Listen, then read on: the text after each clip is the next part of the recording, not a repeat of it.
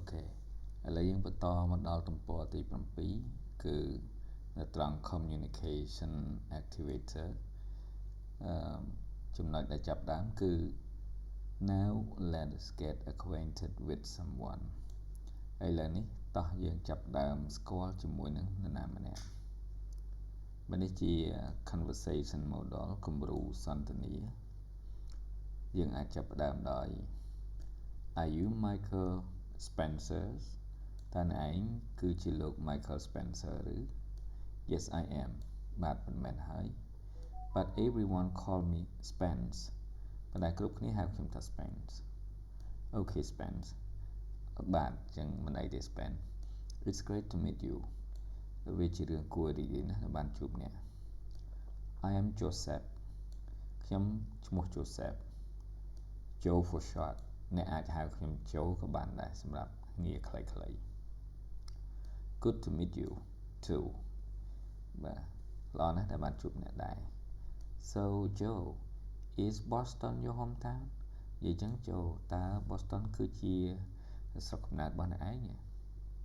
No it isn't ទេមិនមែនទេ I'm originally from Miami ខ្ញុំដើមកំណើតមកពីតំបន់ Miami ទេ Interesting ពិតជាគួរឲ្យចាប់អារម្មណ៍ណាស់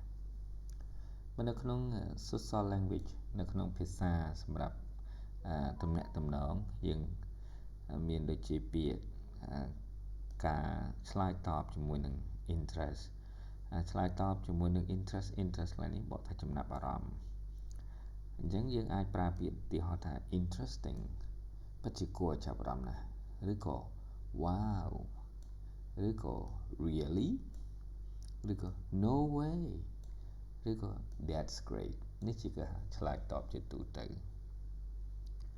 នៅខាងក្រោមអ្នកនរគ្នាឃើញមាន keep talking នៅកន្លែងនេះយើងមានឃ្លាមួយចំនួនសម្រាប់ឲ្យអ្នកនរគ្នា exchange more information គឺដោះដូរព័ត៌មានបន្ថែម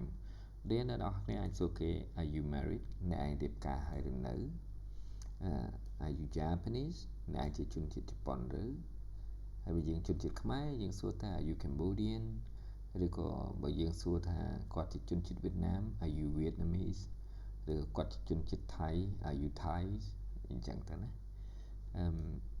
Are you a lawyer យើងអាចសួរពីមុខរបរអ្នកឯងជាមេធាវីឬ What is your nationality តើអ្នកឯងមានសញ្ជាតិអីដែរ What do you do តើអ្នកឯងប្រកបមុខរបរអ្វី What's your birthplace តើទីកន្លែងកំណើតរបស់អ្នកនៅទីណាដែរ What's your native or first language តើភាសាកំណើតរបស់អ្នកគឺជាភាសាអ្វីបាទសូមអរគុណ